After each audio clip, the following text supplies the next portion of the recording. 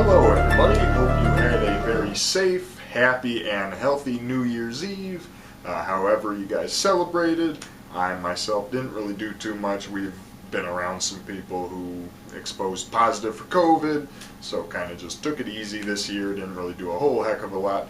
I did put up a pretty full retrospective video where I just sat and talked and went over everything that happened in my life during the year 2021 because I know that's exactly what you all care about. This is pretty spur of the moment, but something I thought would be cool, especially for fellow 90s kids like me, if any of you happen to stumble upon this video. Growing up, I would say probably around the age of 9, I would say, is when I was really into the Goosebumps books.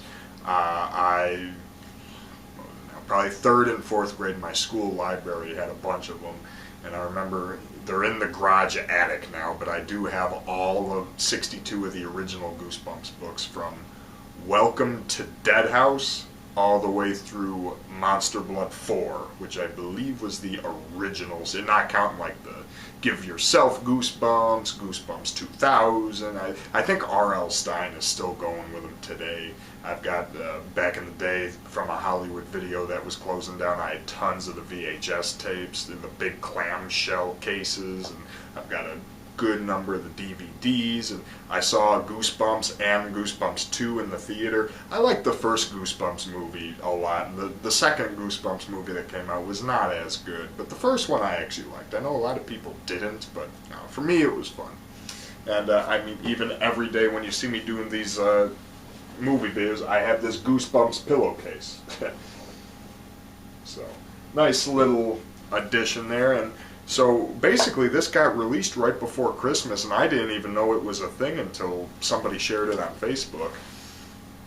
And Amazon, it came out November 30th, but Amazon, for whatever reason, did not have it in stock for like the first month of its release, so it was pretty hard to come by.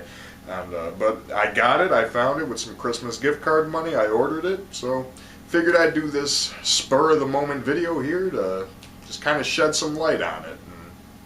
Hopefully build its audience. So here we go. It is a book, The Art of Goosebumps, put together by Sarah Rodriguez, introduction by R.L. Stine, and the artist in question that's responsible for all of these pieces of artwork is Tim Jacobus.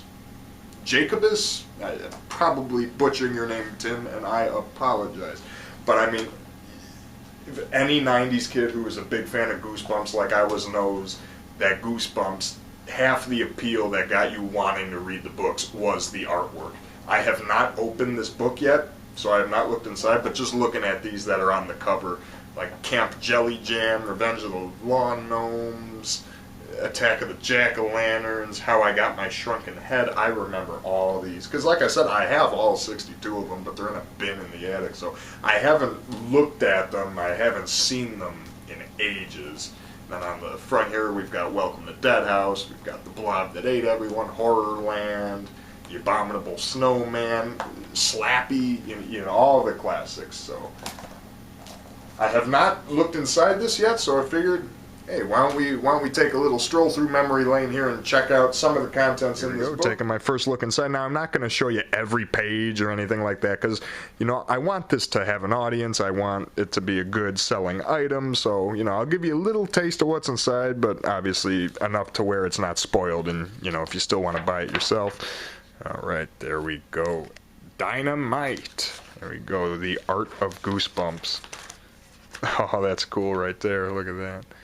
Some freshly commissioned art, it looks like. All right. Table of contents. All right. Introductions. Barking Ghosts. Say Cheese and Die. See, I still remember all of these. R.L. Stine. There we go. Wow. And there he is, Tim Jacobus, the man responsible for the amazing artwork. Alright, Goosebumps Series One. Yeah, that's what I mean when I say the original series. These are all the ones I had and that I just loved reading as a kid. And yeah, pretty much goes through each one. So there you go. Stay Out of the Basement, Monster Blood, Welcome to Dead House, Why I'm Afraid of Bees. So yeah, so basically this just goes through, it gives you kind of the inspiration and the ideas. And look, you have pencil sketches of each one, leading all up to the final product. So for example, there's the synopsis of the book right there, The Werewolf of Fever Swamp.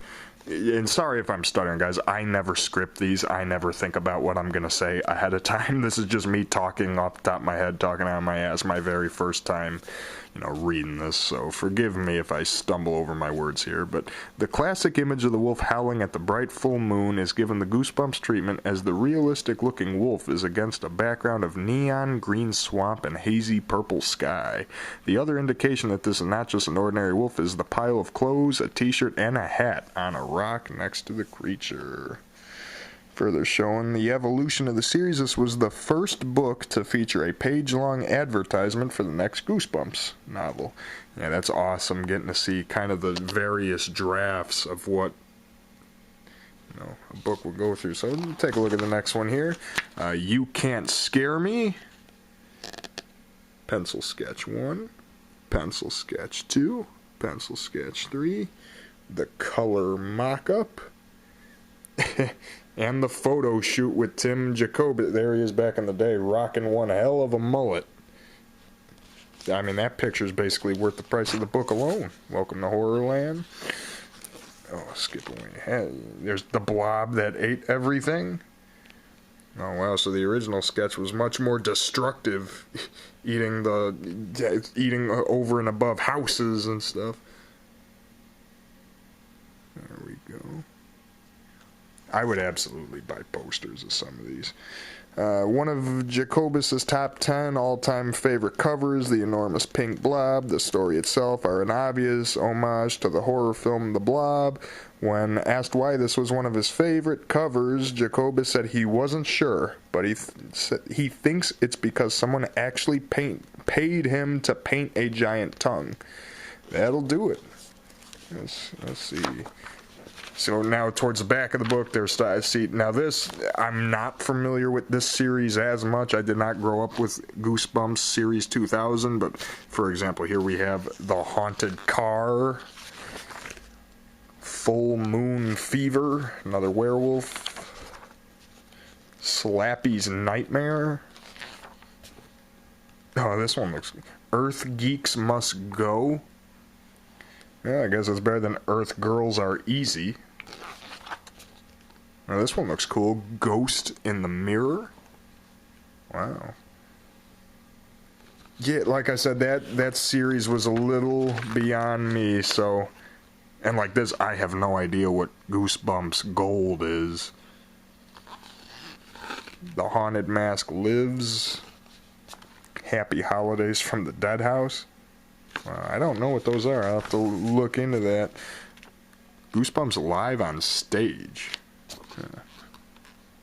Well, that's interesting. The Goosebumps movie and soundtrack. Yeah, I remember that. Yeah, that's from the end of the first movie, and making it look like the classic book. Well, just to give you guys, like I said, this video, in retrospective, is probably terrible. I didn't script this out or anything. This is just kind of me. Figured I'd throw this video together, advertise this book. No, I do not know Sarah Rodriguez. I am not getting paid to do this. I am just a fan of Goosebumps, 90s horror kids, we stick together.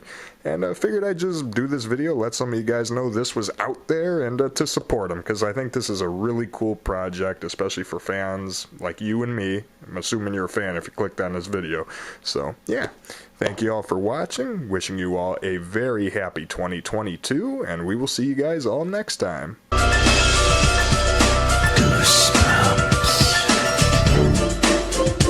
Viewer beware, you're in for